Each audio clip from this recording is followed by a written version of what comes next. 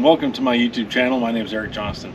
In this video, you're going to be seeing an interview that I did with Todd and 3 of his other Apache pilots. It took a little time to get to this point. Yeah, just a couple years, I think. I'll agree to do the interview, Eric, under one condition.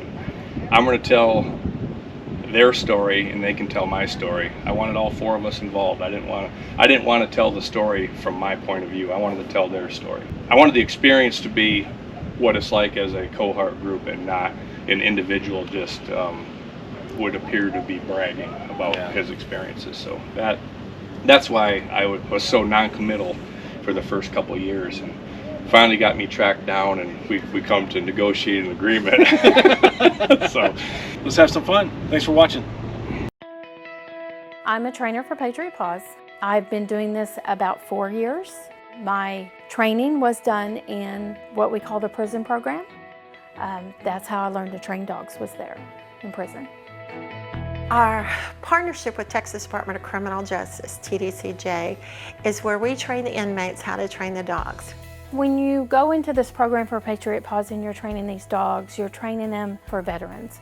So just because you're there and you made a mistake, you can help people anyways. Also, it teaches you skills. It could be a skill that you could use, which in my case I did. I went to work for Patriot PAWS right after I left and have been here ever since. These dogs go to the veteran at no cost. Everything we have is just funded through donations, and anything you could help us with will help us with getting these service dogs to the veteran. Thank you.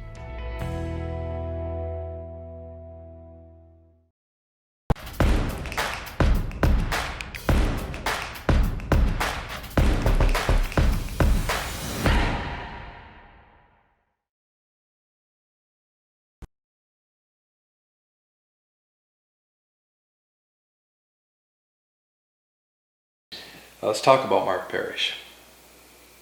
First Lieutenant, United States Army, West Point grad, West by God, Virginia born. True leader.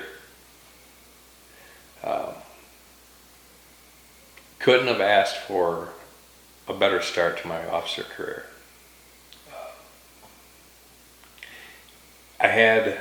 In Mark, I had someone that I could emulate without worry. Someone that was devoted to the point of fault. And when I say that, his devotion would bring him down physically. In which I think I kind of picked some of that up, because I still feel it today, in the way emulating him kind of hurts me physically. So I know he hurt when he did it. When I say true leader, he was a soldier's leader. He looked after troops, and that was his only goal there, the way I seen it. We had all the Army stuff to do. We still had the missions to fly. We still had to be soldiers. We still had to be leaders, and his number one focus was on us, making sure we had what we needed, making sure we were taken care of, without hesitant. You know, you never had a doubt he was going to look out for you. Not one doubt. I've said this before, you know, there's a few guys I kicked the gates of hell in with, and that'd be one. Mark Parish. So the first time that I met Lieutenant Parish was, and I think it was the same day, at least it was the same week, is that he's a ring knocker. You need to test ring knockers because some of them were very good, some of them were very bad. So usually the best time to do that, or best thing to do, is do it in a social setting.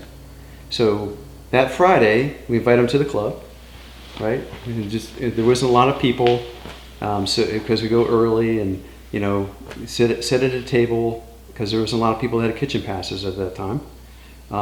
But we, you know, he had a few beers and such, and then he realized after, when he goes to pick up his tab, that everything was on him. And the next day, wasn't upset. He goes, "You got me." And I knew, okay, you got a good ring knocker. One year Mike surprised me.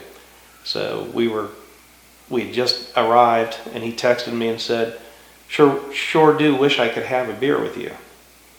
And I said, me too, brother, miss you. And he said, then come on down. And he was in the lobby of the Hampton Inn. Just a surprise. So that's Mike. Mike is a surprise. And I'll share with you, while we were in the combat operations of Desert Storm, and there would be extraordinary hours that we were all pulling. We were moving faster than anyone had ever planned. And because of that, seeking comfort, physical comfort and emotional comfort, was a part of your life. You're trying to figure out, how am I going to sleep? Where do I sleep? Crew rest. Will I be safe? Will I take care of the men? And in this journey, I would go to an early morning, midnight, 3 a.m. briefing in the field over our maps and our templates and understand where we were about to attack. And I remember coming back to the aircraft, and there was a cot set up. Mike. And so while I was concentrating on all the others, Mike took care of me. Never asked for help, he always gave it. And that's Brother Mike. Bob Bashan. Bob and I met, it must have been around 89, just as he came into the unit. And I'd already been in Fort Hood for 7 years. And I came from 16 Cav. That was literally the hangar next door to the one that we moved into in 2nd 227th. Mark Parish and I, Lieutenant Parish and I, we met first, and then a few days later, or a couple weeks later actually, Bob Bashan showed up with the rest of the company. And during the time frame Bob showed up, we were shooting a movie, Firebirds, which eventually became Firebirds. And we sat there and got to know each other a little bit through the movie. And it was kind of a good icebreaker because everybody's kind of joking around and having fun with it. Prior to that, I didn't know Bob. Never met him before. But he has a ability with an aircraft that we got to become very comfortable with. There were several times we flew our training missions during the startup of 2nd 227th that he and Stretch Armstrong, Bill Armstrong, who was his front seater, they became our wingman. Well, through our training periods. And it was a match set. I could do things and he would follow. He'd read what I was going to do. I could read what he could do. So it was like we had been flying together for years. And it really worked out well. Great pilot, understands the systems pretty well. And armament tech, dealing with his group, making sure the equipment worked right, on time, all time. So we never had a weapons issue. Anything I needed from the weapons armament team, I just asked him. Big Mac was one of those guys that worked with him, and he'd come over and do my stuff all the time. And we had our aircraft tuned right in that helped Lieutenant and I win Top Gun during our final trials in the 2nd 227th. So, good guy. So me and Todd kind of hit it off at the beginning. I helped him out. When I came in the unit as a W1, not so much. There was a bunch of people there left over from Vietnam that were just plain old assholes. And that's weird. I don't know if this, gotta cut this or, he is the kind of guy that'll give the shirt off your back. He is the main reason why stuff like this happens. He just loves us to get together, and I really like that about him. I was hard on Todd because he was letting things slide or letting things happen to him that he shouldn't. People are taking, it's kind of like in the military, people will take advantage. If you don't hold your ground, you're going to kind of get run over, or the wolves will just eat you in place. So I was trying to kind of show him, okay, you need to stand up, and you do it like now. And so, sometimes you need to yell or get in somebody's face to get it across, because he's always been really happy-go-lucky. And what's novel about Todd, you didn't ask, what's novel about Todd, among many things, is he was just about as experienced in combat as I was. 0. When we started this journey together. So there were times where I was unable to turn to my man Branda and say, hey Trim, how should we do this? But I could turn to the others who'd been there and done that. And we were learning together. And that's the joy of this ride for me is I knew what leadership principles I wanted to stand for. And so in terms of technical and executable and interpersonal skills required for the positions that we were in, Todd and I had the technical skills. We'd never executed this mission before, like so many in our battalion had. But the interpersonal compatibility, the fellowship that we talked about on the drive here, created the lifelong fraternal relationship. So it's a joy to be in your house, brother. Thank you. You know that. You know that. It's a joy to have you here. Man. That is for sure. So what are we up to here? I was going in to be a mechanic because my recruiter needed the numbers and he didn't exactly explain to me how it worked getting into flight school. So I ended up serving 3 years, 2.5 years as a helicopter mechanic, working on Chinooks at the Panama Canal. Applied for flight school 3 times. Qualified non-select the first 2 times. And my 3rd time I applied was about 6 months before my ETS date of leaving the Army. And I got accepted miraculously after my enlistment of 3 years was complete. So I attended Army flight school. It was April of 1989 I started Army flight school. Graduated April of 90, 1 year later, almost to the day. Was selected to go to Apache qualification course, which is a 10-week course after flight school. Finished that in July of 1990. August, Saddam invaded Kuwait. Mid-August, I reported to Germany to my first attack helicopter unit, where I was introduced to 2nd Battalion, 227th, which would become my true family. The Apache Training Brigade at Fort Hood was created to allow for the concept of cohort units to replace the AH-1 Cobra units in the field with AH-64 units. So the Cobra technology was being replaced circa 1986 with the AH-64 Apache. And so rather than take one pilot and put them into an Apache and another pilot into an Apache, they kept the force ready by keeping all the Cobra units in the field ready, and then one entire battalion at a time was replaced. They would remove them from the field, replace them with a cohort that had been trained to replace them. Then these men and women would be either redeployed or retrained and redeployed. And that's how it happened. So this was done by an organization called the Apache Training Brigade at Fort Hood, Texas.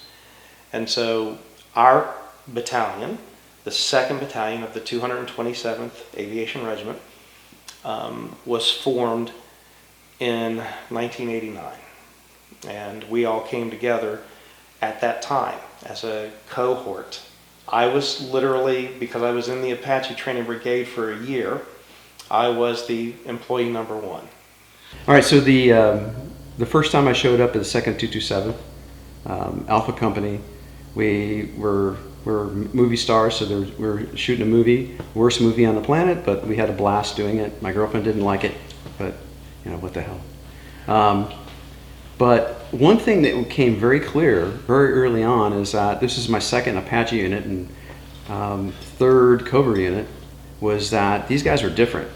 They, even if they didn't have a lot of experience, they were very good at what they did, which you didn't find in all units, that's for certain. And it was almost like, and I've heard, is that they were handpicked, because it's like Don Davis was like everybody's best IP. We had the best maintenance guys on the planet.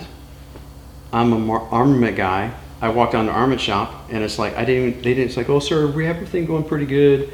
And I would walk to them, talk around the aircraft, and it's like, gosh, I have nothing to do.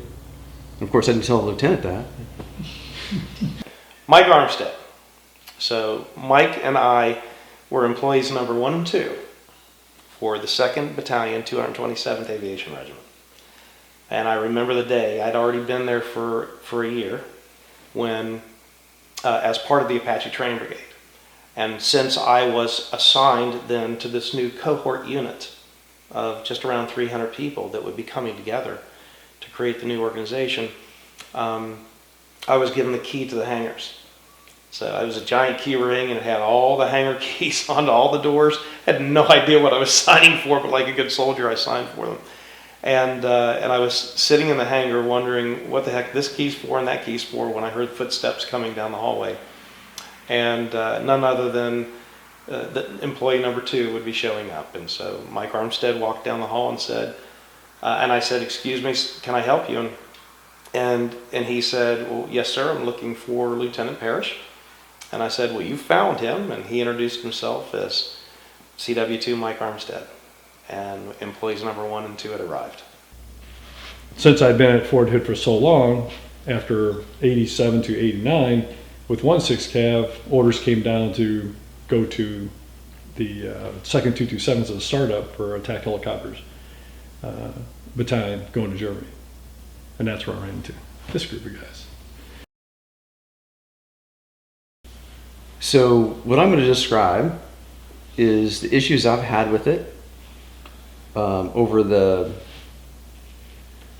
10 years that I work with it, and over the many, many men and women that did a great job of teaching me all the little pieces of it, because it's not all me, from school to all the guys that just work tirelessly at the range and whatever, to every attack helicopter pilot that's ever gone downrange with a cover on its visual systems, which is always the funnest thing you ever want to see on the range, is somebody come down, is going to shoot a tow missile with a Cobra, and there's just a plate in front of that tow missile TSU where you can't shoot. So let's talk specifically about Apache. So I'm gonna start from the top to the bottom if I can. Let's see. So the helmet-mounted sighting system it's fairly simple in the sense that it has a couple of infrared diodes on each side, and behind it has a couple of just basically black boxes that put out an infrared box around it, and it figures out your line of sight from that. Pretty simple. It works most of the time, unless of course you don't plug it in, which is actually my favorite radio call, when somebody says, "Hey, my helmet sight system isn't moving at all when I move my head." 90% of the time, it's not plugged in. It's just as simple as that. You say it's bad to do that, but everybody forgets sometimes. Let's talk about the Apache. Arm load of power. We used to say you could pull an armpit full of power and suck the guts out of her and she'd keep right on going. The A model Apache was the perfect weight to thrust ratio for the engines it had on it. It would do exactly what you wanted it to do. That's also a con. When you're learning to fly and you're a young aviator, you need to learn how to finesse aircraft to get them to do what you want them to do. Having something that will do anything you want can give you a false sense of security when you get into something that can't. And you learn the hard way then. So, biggest pro, it's a beast. It'll lift, it'll go. It's so ugly, it's beautiful.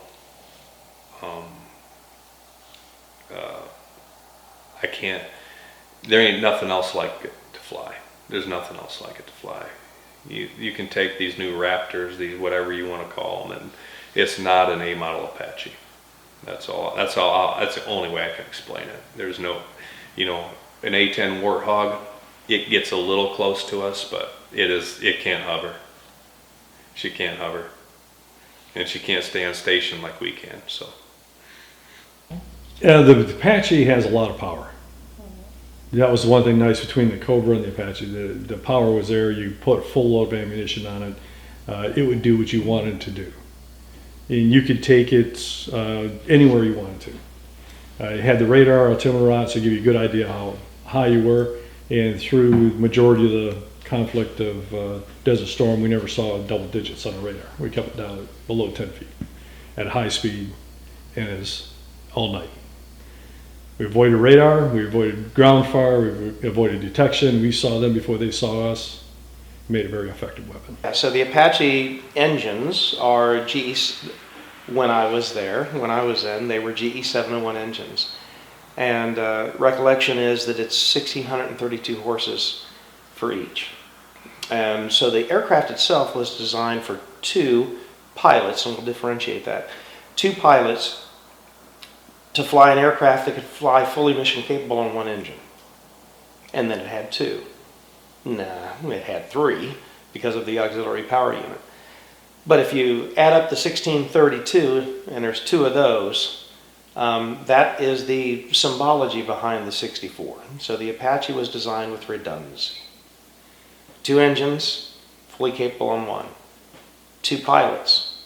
So in its predecessor, the Cobra, it was a 1-pilot aircraft.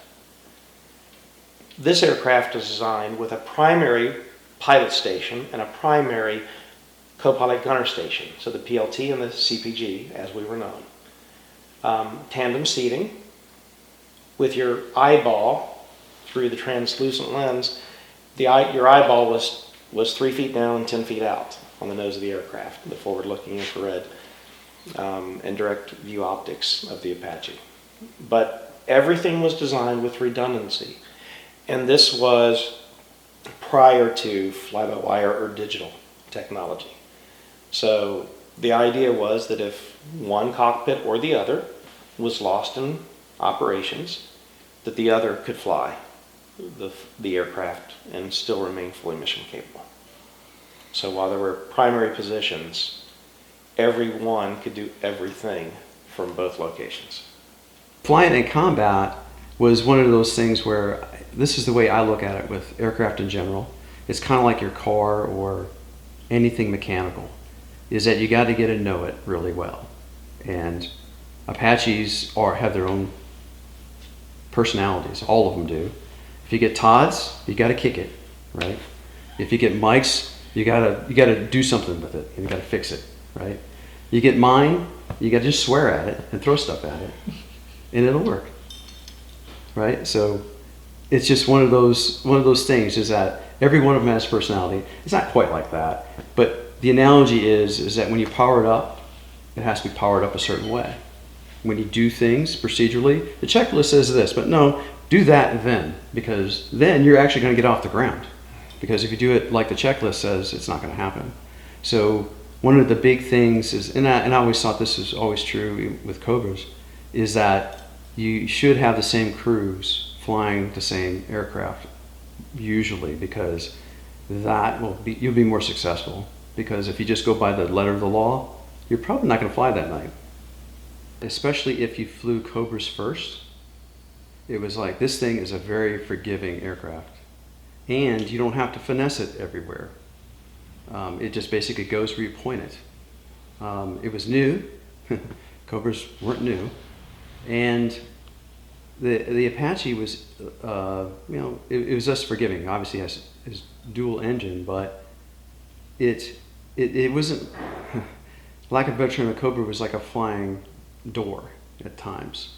And you had to really be careful with it. But the con of the Apache was that for everything, and I'm gonna probably step on some toes here, for everybody touted about its visual systems and its weapon systems, they weren't as good as I expected. That 30 by 40 field of view on your right eye wasn't quite as clear as I thought it would be. And the weapon systems weren't quite as good as I thought it would be.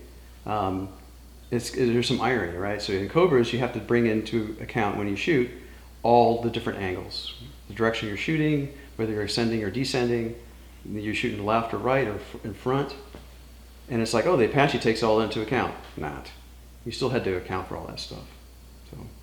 So one of the biggest things that I always recognize between the aircraft, between Apaches and the Cobras, they're both great airframes. I really enjoyed both of them.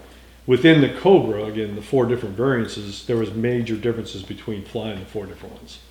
The round plate mods and prods were fun to fly because they really were aerodynamically designed compared to the ECAS and the FMC, because they had flat plates on it. A lot of drag, a lot of wind variance that get you. The Apache, which was a flat plate, had its wind drags as well, plus it had sighting problems with visual, because the height of my vision, I'm always looking through the crossbar, so I always had to dip my head down and look underneath it when I'm flying daytime and things like that. The power of the Apache was phenomenal.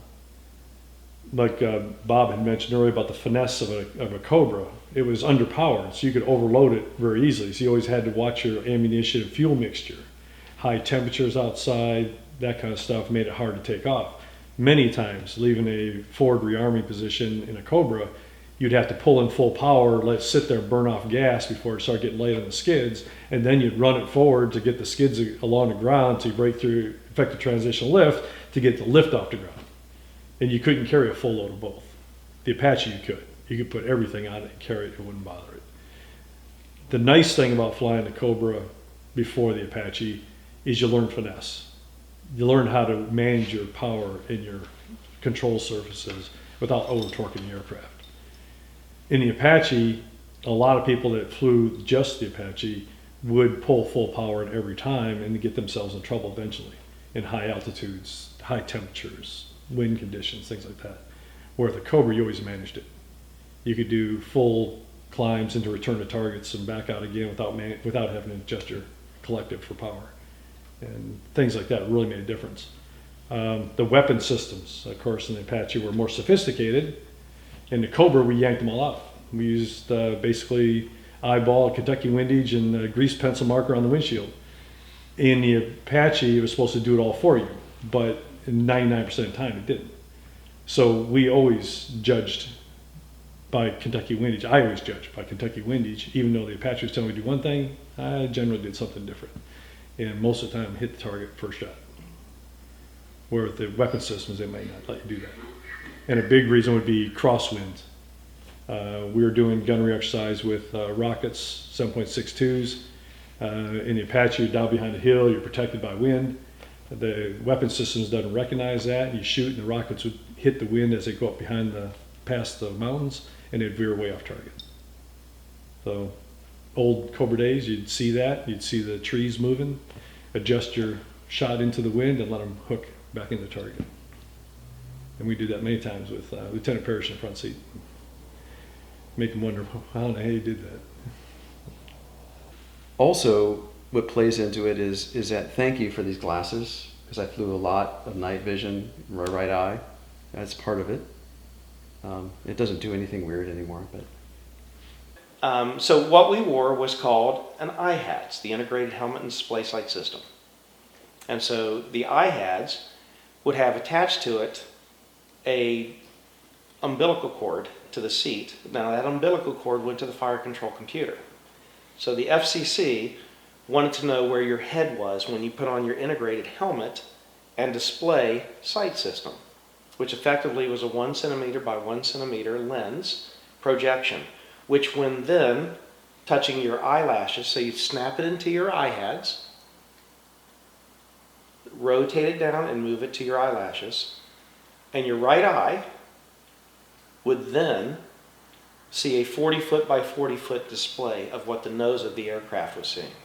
So when you moved left or you moved right, the nose of the aircraft barrel was rotating in elevation and azimuth following your head. And so by virtue of that, you had 4 sensors in the cockpit that were scanning at 60 hertz to determine where your head was, to align your head and the projected crosshair with that which was the fire control computer's solution set. We had a bore sight reticle unit, a BRU. So every time you jumped into the cockpit, you would effectively time your head with a crosshair to a bore sight reticle unit that was telling you that when your eye looks here, it was telling the fire control computer that's where to point the gun. So it was timing your physical features with through the fire control computer with the gun and with the heads of the missiles.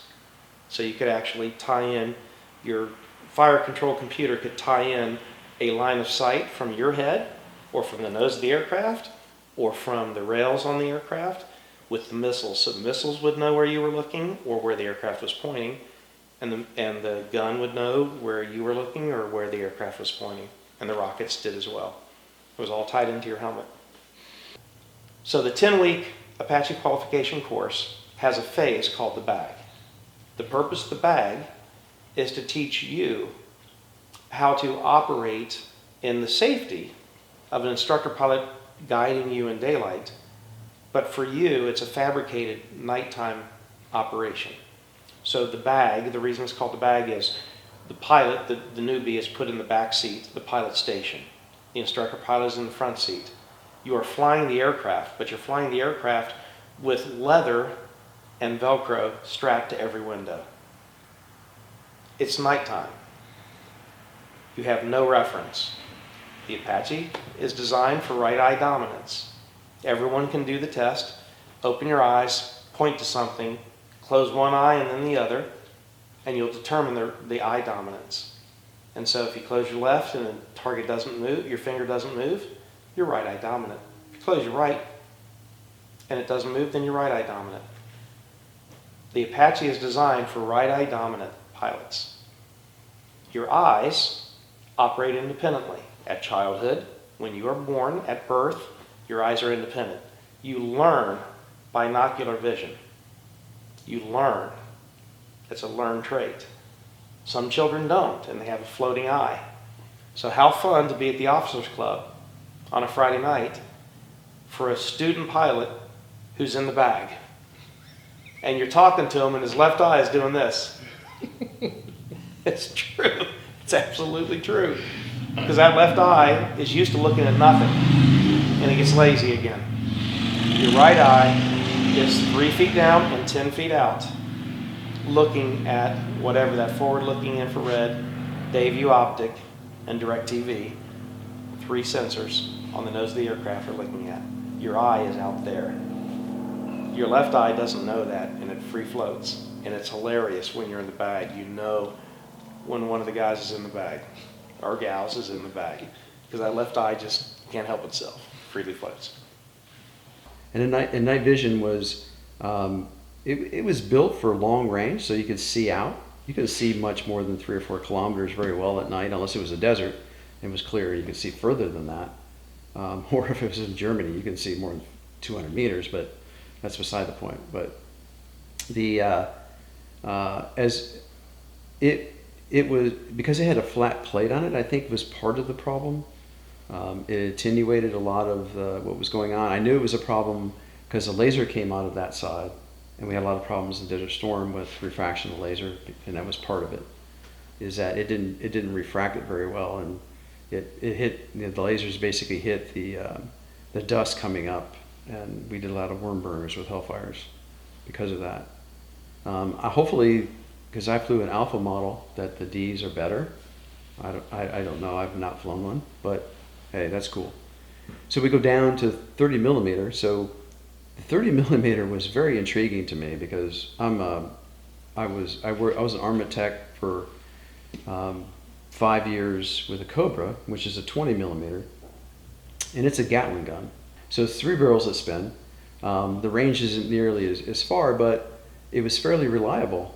The 30 millimeter is a chain gun, and which it was very intriguing because the way the bolt, instead of everything spinning and then the rounds basically getting hit as each barrel came into the 12 o'clock position, this would actually have a chain that moved the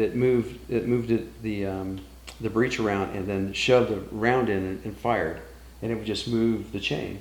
Now the positive thing is it could handle a higher caliber, it was heavier, and also the recoil But it didn't feel like it. You know, it was the maintenance was easy. It was harder because it was actually pulling the rounds out of the magazine, and we had problems with magazines. So I think most of ours in Desert Storm were only half full or a third full, just because of that problem. The motors on the Gatling guns and on the ammo packs were substandard, especially when you put dust in them.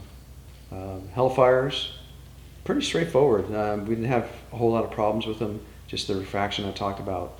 Rockets are always fun because that takes you back to the days, the G model Cobra, because everything was just spit on the wall and make it work. It was supposed to do everything for you, but didn't always work out that way.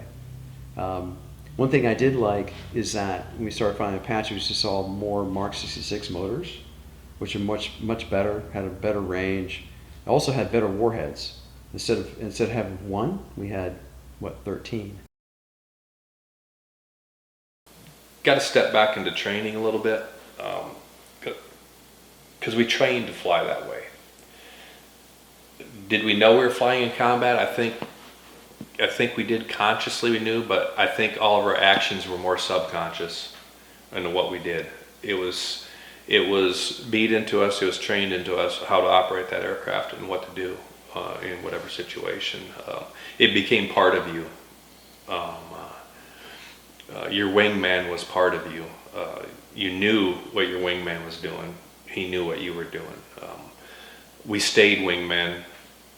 We never changed that up because the dynamic between two crews was so closely related that you could really change things if you mix that up.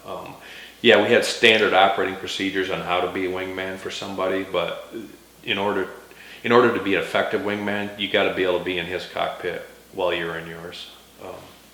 So I think to explain what it's like to fly in combat is you got to explain what it's like to fly with somebody in another aircraft and knowing what their next move is going to be without even hearing it, and them knowing what your next move is going to be.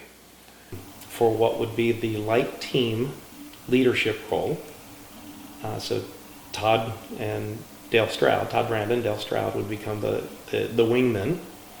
And so you think about the concept of a wingman, and I think it's one worth visiting. It's a World War I concept. It's the idea that I don't know where you are, but I know that every action you take is on my behalf. And by virtue of that, I am more confident that someone is covering my six. And that's a wingman. And that was Todd.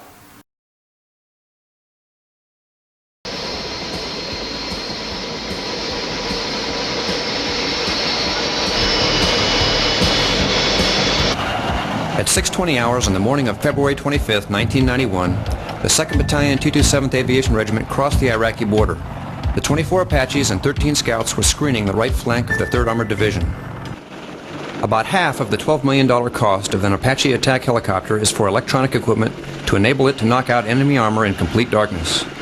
The war in Iraq was fought in the dark of the moon with cloud cover. In short, perfect Apache weather.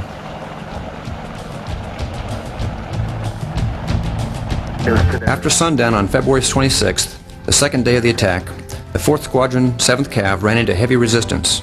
General Funk, the 3rd Armored Division commander, ordered our battalion into attack immediately. Lead 3, this is Sable. We've got a light door on this net. Over. Roger, you should have some guns coming out to relieve two companies. Do you have any wounded? We need to get medevacs in for, over. This is Sabre. All of my WIAs are en route back now. Negative. We have one priority patient. We're working up the message. We're going to call directly on medevac, over. 24 Apaches arrived in the battle area in less than 30 minutes.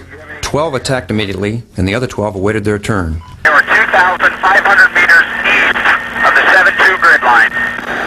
Roger. You may kill them, over. 2 and LT. If they're... And help us. He's got burning vehicles now, over. Okay, you ready? Is it about the... Yeah, he does have burning vehicles next to him. Yes, left and right. First infantry. Nail him. How far is the 1st Infantry? This is Banger 6. If the artillery moves forward, we will move with them, over. Good going, Banger. This is 83, they reported 00 east-west, moving east to link up to 60 north south. Watch the Apache gunner trying to put a bracket around the Iraqi tank.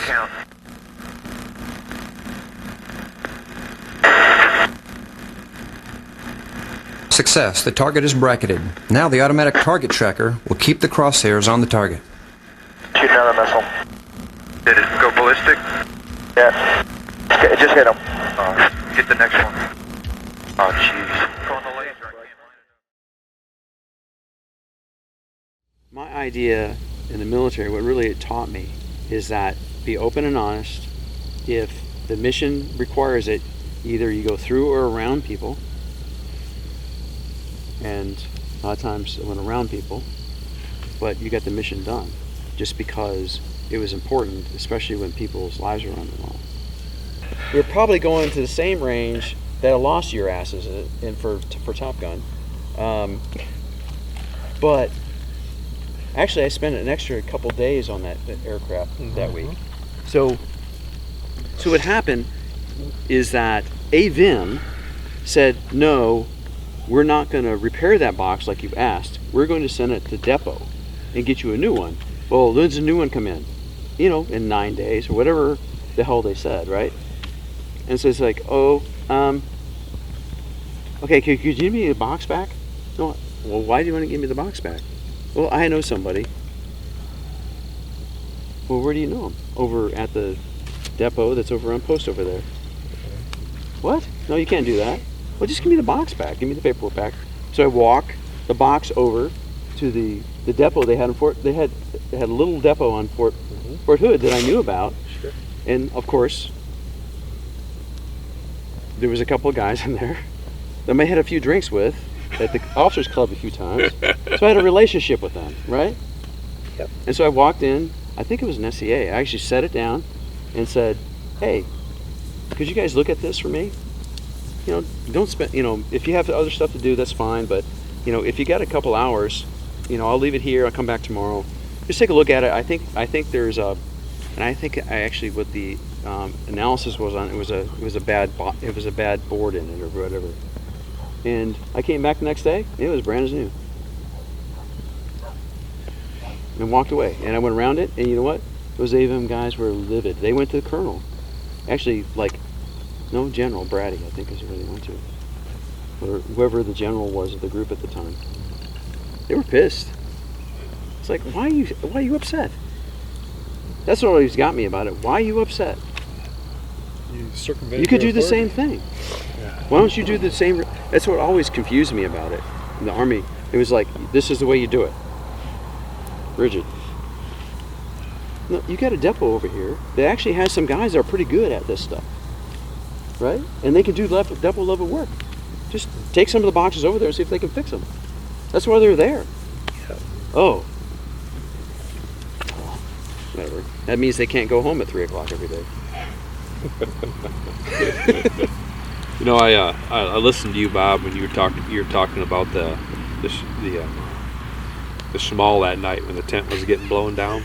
And I remember that night very vividly because I remember you telling me you thought I was going to kill you. Yeah. And I was kind of heartbroken. What? Because I was hoping you'd think that I would not kill you, but you know that's your opinion of it, okay? It was the heat of the moment. Heat of the moment. I get it, okay? It's like the heat of the night. Well, Bob, I was being a drama queen. You were being a drama queen. I get that. What Bob failed to remember on that whole situation was when I pulled that 2.5 ton truck around.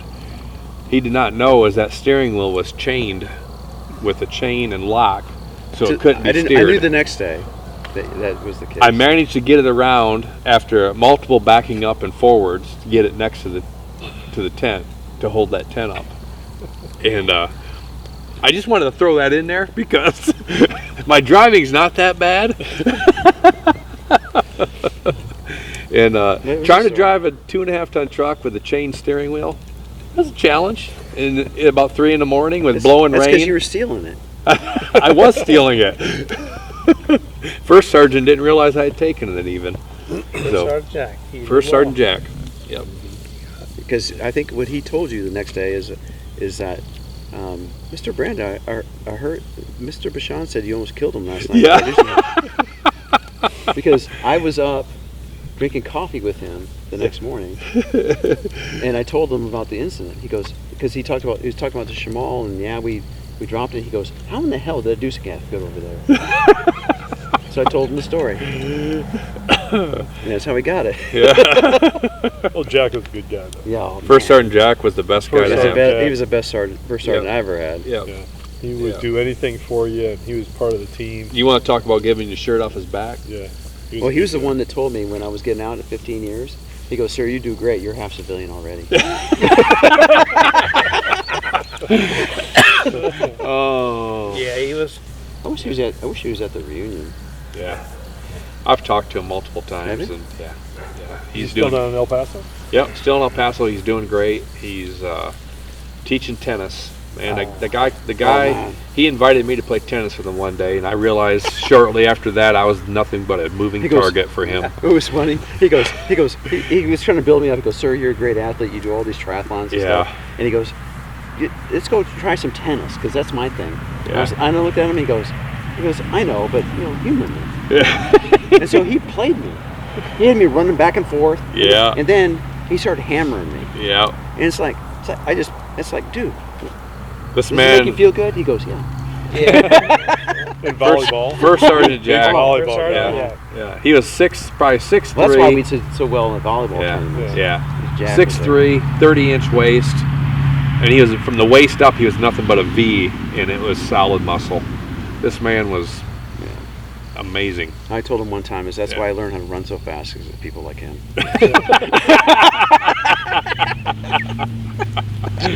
Oh.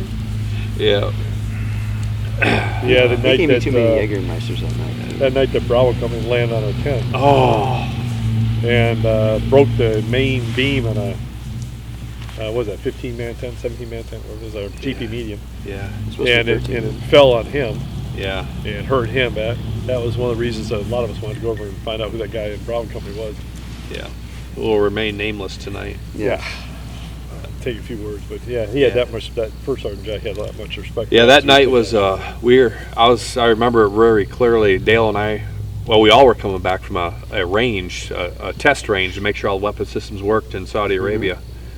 And we just finished shooting a missile, rockets, and gun. We all got to shoot a little bit of everything. Yeah, of course, I didn't hear anything until we all got back. Yeah, and we're coming back, and I could see out in the distance headlights from vehicles, and this is a blackout situation. We don't have lights on. There's no campfires. There's no camp lights. Nothing like that. I'm like, damn, something's going on over there. As we get closer, I'm thinking, you could see the tent just blown over on the side. There was clothes in the concertina wire. It was a mess. It looked like a tent got hit by an artillery round. And as we get closer, we realize, oh shit, that's our tent. It's like, what the hell just happened? Previous company come in, and a tail wheel hit the cross beam on our tent as they're trying to land it, broke it, blew the shit everywhere. Bob's underwear were in a concertina wire. It was tragic. It was tragic. It was. We stayed up all night. I bought that from finding our stuff. I bought that from Playboy. I never found it. You did? No, I didn't. I'm lying. First Sergeant Jack, he got injured. He got hurt a little bit. Yeah, that was the big deal about the whole thing. Part of it. Is that he ended up getting injured. He got burnt. That's because he got burnt because he was holding the tent off the stove. Off the stove, yeah. That night, man. At night there, it got cold. It got real cold in the desert at night. Colder than Oklahoma. Yeah. But he did a lot for us. He did a lot for the warrant officers. First Sergeant Jack. Well, one thing about him as an NCO, especially as an E8, that you didn't get a lot, is that he was able to build a relationship with everybody. Yeah. It didn't matter who you were. Yeah. And so I was always into the crew chiefs and armament guys. So, after field ops and stuff like that, I would bring beer to everybody, but I wouldn't bring it to the warrant officers because they can buy their own.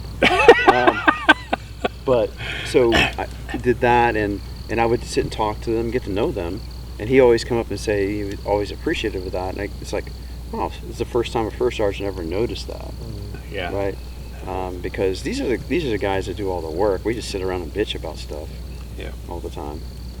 And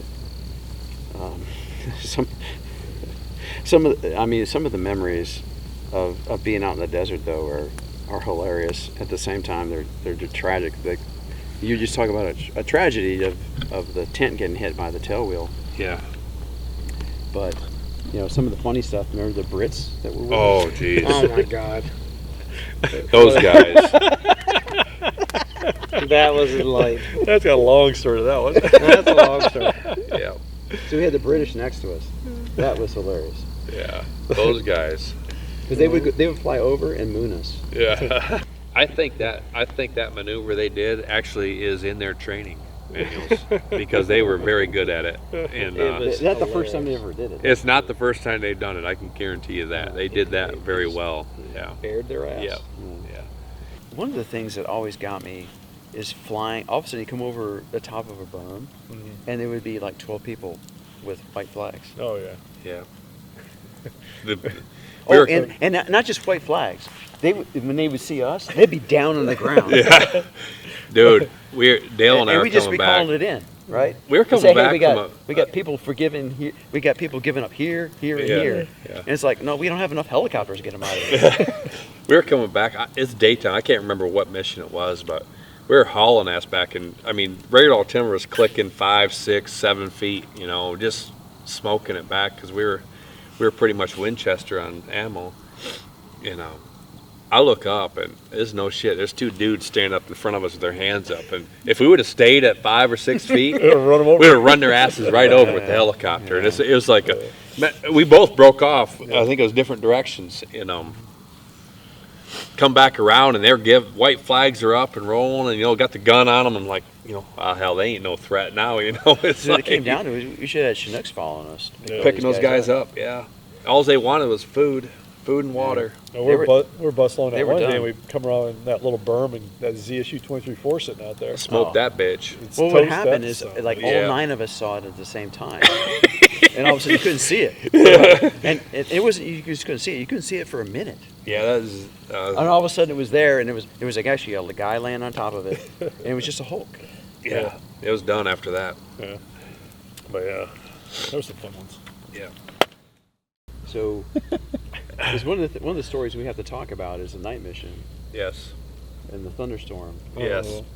With the rockets, with the MLRS, What are you thinking? Oh, the Millers. All right. Yeah, we took off with Millers first. with the Millers taking off as we Yeah. were going into battle positions. Yeah. So this was our first really big night mission. This was a 7-3 Easting fight. Yeah. This was 7-3 Easting. So this is the big push on the Republican Guard. Yep. And we sat for a couple of hours on APUs Wait. waiting our turn, and you can see in the distance all hell breaking loose out there. And we get our chance to go out, and it's like I'm lead of 9 of us or whatever the hell it ended up being with With that attachment from the horseman. attachment or the I don't know in all. We go out and we line up and start shooting, and I'm just like, I'm sitting there. I don't even have to have my inside lights on because Millers are shooting over the top of us. So Millers are shooting over the top, lighting up everything inside, and then my night vision system was catching Mavericks being shot off A-10s Into the engagement down area. into the engagement area. Yep. Right? And then below us, I remember I had to move because I think it was an M2, a Bradley got It was hit. a Bradley guy. Bradley got hit. I had to move over, and then there was M1s flowing out from underneath us. I remember it clearly. And then we go ahead. Dale- Your vision of that night. right there. Dale, I was heads down in the York, doing everything I could do on the weapon systems, and Dale told me as we're moving into right as that M2 got hit. Dale goes, "Hey, you may not want to look outside." Guess What's the what? first thing he's gonna do? Yeah, I look up and the tracers are just, man, they're everywhere. It's like a frickin' beehive just got blew up, and they're all taking off every direction. And so I immediately went back heads down, so I didn't have to look at that shit. But So I think most of us are about 80-foot hovers, 75-foot hovers, so we don't kick up too much. yeah, because the dust was horrible at the time. And then, I think it was a little bit after that, because we weren't there very long. The first We weren't time, there maybe 15 minutes. because they come over the. I think it wasn't on guard, but it was on the main comm, and say, I think that your grid square that you're in, we're shooting artillery in it in 5 minutes. Yeah. You remember that call? Sure. It's like, what? So We're in the wrong spot. you got to remember that dynamic. So this is the dynamics of the lead aircraft of us, right? As me and Stretch are going, Stretch goes, what? I go, yeah, we got artillery coming down. What are we gonna do? What are we gonna do? It's like we have to leave. He goes, no, I'm still shooting stuff. I go, just keep shooting stuff. Yeah. I'll talk to everybody. We'll leave when we leave. I'll tell you. He goes, oh, okay. And so what ends up happening is that I make sure everybody hears it. So the irony is that we went through our train up period, went over there, and we were still acting the way we did from the beginning. Yeah. We had a lot of the non-visual cues that we were taking to get out of there. So we all got out of there, right? Got everybody out of there, coming back, and then it's like I'm flying along, and it's like boop, boop, so on the visual systems, I see a splotch, and it's like and I go, it's not supposed to rain in the desert. It was my first thing, and it was like all of a sudden it went green. Yeah. And so Can't see a thing. So we're like 100 knots, 15, 20 feet. 15, 20 feet off the ground, and it's like, oh crap, we got to do an INC breakup here. So we can't actually do an INC breakup. So we already had a plan to breakup that we were going to do. So I announced the breakup. Everybody acknowledged, and then we broke up. All I had to do was go straight. And so what I did is that I flew out, I came to about 80 feet, and then stopped. Came straight down, had Stretch go and say, I don't want to land on a Bradley or an M1, so keep looking down, Yeah. And I came down and stopped.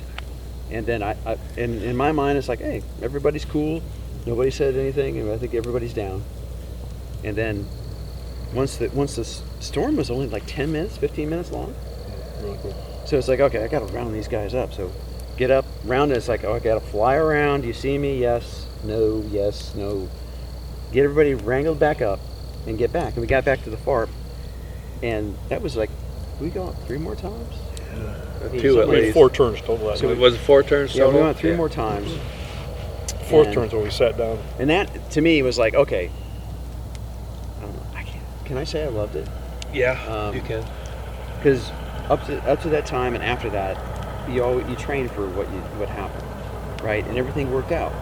But after the fact, I was like looking at everybody talking about what happened after the breakup. I was like, oh shit, somebody could have died. Yeah. Well, we were looking at gun camera footage because we always had it rolling. We had it recording all the time, and I had my TAD stuck forward, fixed forward. And when we broke up from we went to our heading. Dale put the aircraft in a shallow descent, and slowly descending and decelerating until we touched down on the ground. And we set her down until everything rolled over us, and we rolled back on the camera footage. And I swear to this day, the Lord was with us, because all I saw on my camera footage was United States Army come straight across that footage in that video. So let's just of say another aircraft. Let's just say the breakup didn't happen this way. Someone went this way, someone went that way, someone went that way. Yeah, which is not supposed to happen. No. You know, the one that got me the most emotionally was before the ground war actually kicked off. We were sent up to the border to do that cross-flot deep attack on that artillery unit, and we're going to head up. We're going to boots on fire. No, it's just a smoke hit. Thank you, though, Bob. I appreciate that. It's a good wingman right there. and we were going to stop. We stopped to get our briefing, and an Air Force 53 Pavlo was going to escort us through there because they actually had a GPS on board. You know, we had Doppler nav, which is only as good as the data you put in it, and Well, it wasn't. Yeah, it wasn't even that good. As we're heading up there, we left our assembly area, and we're going to cross over 3rd Armored Division all the way up. You know, what's 360 some odd tanks in 3rd Armored Division, LT? You got 110 per division. Yeah. 3 division, the first, second, third. Yeah, so 3rd Armor was in front of us, and it was just getting dark. Sun was still up, but as the sun was going down, and we're flying up there in combat spread formation, which is a very loose formation, and everybody's up to what they want to do. And we were low. We're good. We're good. And good at it, and we were low, and we were slalom, like a giant slalom skier, the antennas on the M1 tanks as we're going over top of them. Well, to be honest, at Fort Hood, we used to play with the antennas. But the point being on tires, it, right? yeah. Yes. The point being on it is you slalom these. This is before the ground war even started. You slalom these tanks, and I'm going to use this term loosely. I say kids. Only simple fact was they were in tanks, and I was in a helicopter. Where I refer to them as kids. Is they're on top of their tanks, and they're all out taking flash pictures of us, you know, in photos. And you know, you've got 18 Apaches. 24, because of the horsemen were attached to us, headed to the border, and they knew where we were going. You know, loaded. They knew, and we were loaded for bear. You know, they knew where we were headed to, and you know, B-52s got priority on the target, but hey. So we ended up scrapping the mission. Scrapped the mission. But it was cool sitting there watching B-52s carpet bomb up. Oh, that carpet bombing's pretty neat. Them running there, dropping daisy cutters in there, and we're sitting out about 10 like, miles ooh, away. what You was feel that freaking You bomb. can feel the vibrate. concussion from the daisy cutters. Yeah, those are bad. Those are bad. You know, sit there and just hear the thunder and the rumbling from that B-52 strike. Yeah. See, we at the time, it was before the ground war, we were wanting to do something. That was the first time. It's like, oh man, I had to kind of step back from that. Yeah, I think one of the big things after we step back and you hear it and you watch it and you think how the reality of the whole thing finally hit. You know, it's like, okay, they actually mean this is the real deal. You know, it's not. This is not a training mission anymore. This is the real thing. And you know, then we screened the division into Iraq the next morning, I think it was, or within a few days of that mission, we screened them in. It was pretty cool seeing British tanks along the side. Yeah. I was like, what the hell is that? Yep. Oh shit. Merkavas and you name it. The British Leopard, no, the German Leopards, or the British Centurions. The British were driving Centurion tanks. Yeah. Yep. But they were worried about us shooting them. Yeah. They're not worried. Well, the first engagement we got involved with, the light team went out. Light team did it, yeah. We got called up to go out. They had a 58s that got engaged. They were out doing screening missions. Yeah, they were getting small arms fire though, the 58s. Yeah, well, they were getting 50 until we got there. Out of holes in the ground. What's that? Out of holes in the ground, probably. Yeah. The British had come across the border and stopped. The typical British thing, stopping at their tea. Yeah. And the 58s got shot at, so we went up there. We got called up to go help them out and find out what's going on. And we got up and they didn't want to play anymore, so the Iraqis gave up. And we decided to do a little patrol around, see what else is out there. We shot a few rockets on them too, though. And that's when we ran into those tanks that shot at us. The tanks were shooting at us, yep. And then we unloaded some rockets on them. Yeah.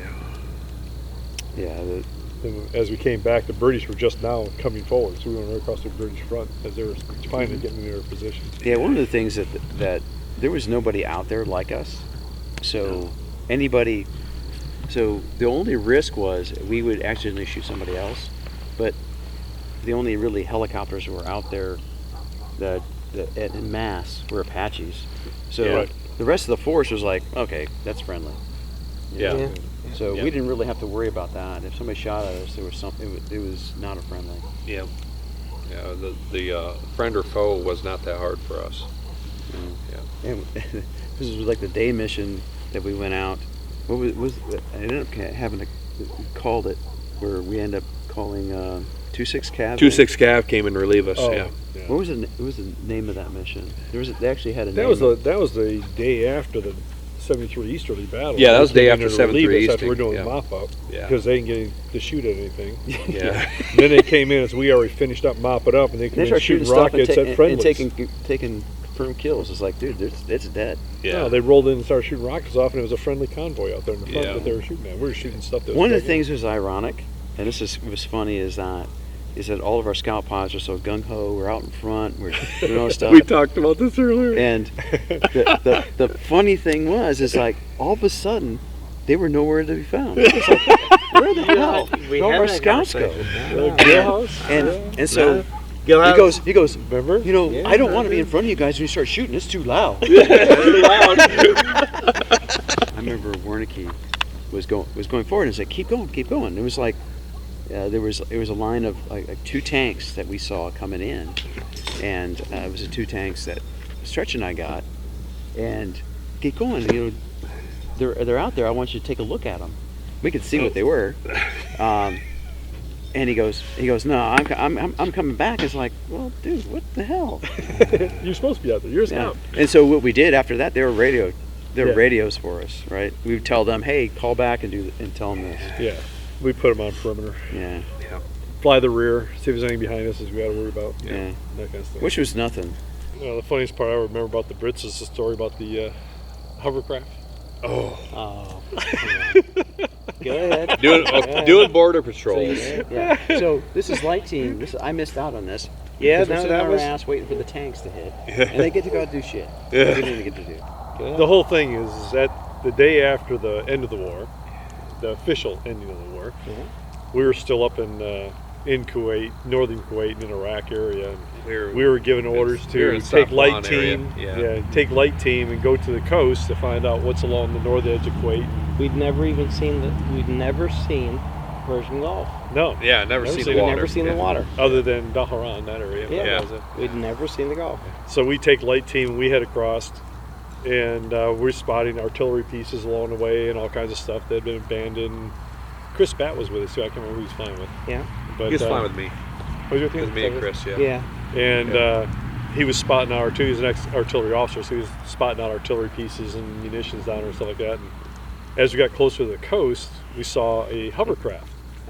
Big hovercraft. Twin-engine hovercraft. Like, you see go across this the English hovercraft Channel. could land armored vehicles. That's how big it huge was. Thing. Yeah. And it was up on the beach. And it had big Iraqi flag symbol down the side of it and everything else. And so we're flying around trying to figure out what's going on. Doors were open on. There was a life raft out on the beach area, on the marshy area and stuff like that. So we're trying to figure out what's going on. No people around. So we start playing hockey with the life raft, blowing around with the wind of the helicopter, all that stuff, and making fun with it. I used to use that with skunks. Until we got tired of that, then old lieutenant pulls a 30 millimeter out and blows it up just for the hell of it.